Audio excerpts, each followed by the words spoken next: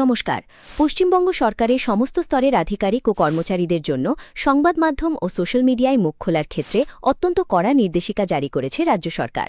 ২০ মে ২০২৬ তারিখে রাজ্যের personal and administrative reforms দপ্তর থেকে জারি করা একটি মেমো অনুযায়ী সরকারের লিখিত অনুমতি ছাড়া সংবাদ মাধ্যমের সাথে কোনো ধরনের যোগাযোগ বা লেখালেখি করা যাবে না।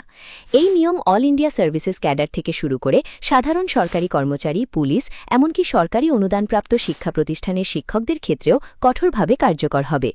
মুখ্য সচিবের ১৯ মে ২০২৬ তারিখের একটি সার্কুলারকে ভিত্তি করে এই নির্দেশিকা পাঠানো হয়েছে। মূলত ৩টি প্রধান আচরণবিধি বা সার্ভিস রুলসের ধারা উল্লেখ করে কর্মীদের সতর্ক করা হয়েছে। এই নতুন নির্দেশিকায় ৫টি প্রধান বিষয়ে নিষেধাজ্ঞা জারি করা হয়েছে। প্রথমত, সরকারের পূর্ব অনুমোদন ছাড়া কোনো স্পন্সর্ড বা বেসরকারি মিডিয়া প্রোগ্রামে অংশ নেওয়া যাবে না।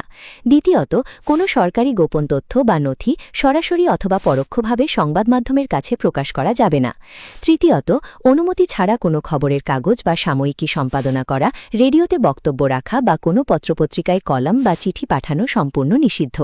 চতুর্থত, কেন্দ্র বা রাজ্য সরকারের নেওয়া কোনো নীতি বা সিদ্ধান্তের বিরুদ্ধে কোনো স্তরেই সমালোচনা করা যাবে না। পঞ্চমত, এমন কোনো মন্তব্য করা যাবে না যার ফলে রাজ্য সরকারের সঙ্গে কেন্দ্র সরকারের বা অন্য কোনো রাজ্য সরকারের সম্পর্কের ক্ষতি হতে পারে।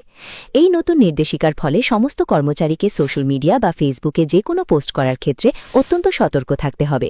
কোনো সরকারি সিদ্ধান্তের সমালোচনা করলে বিভাগীয় তদন্ত বা কারণ দর্শানোর নোটিশের মুখে পড়তে হতে পারে। যারা নিয়মিত লেখালেখি বা সম্পাদনার সাথে যুক্ত তাদের সংশ্লিষ্ট দপ্তরের থেকে নো অবজেকশন সার্টিফিকেট নেওয়া বাধ্যতামূলক করা হয়েছে।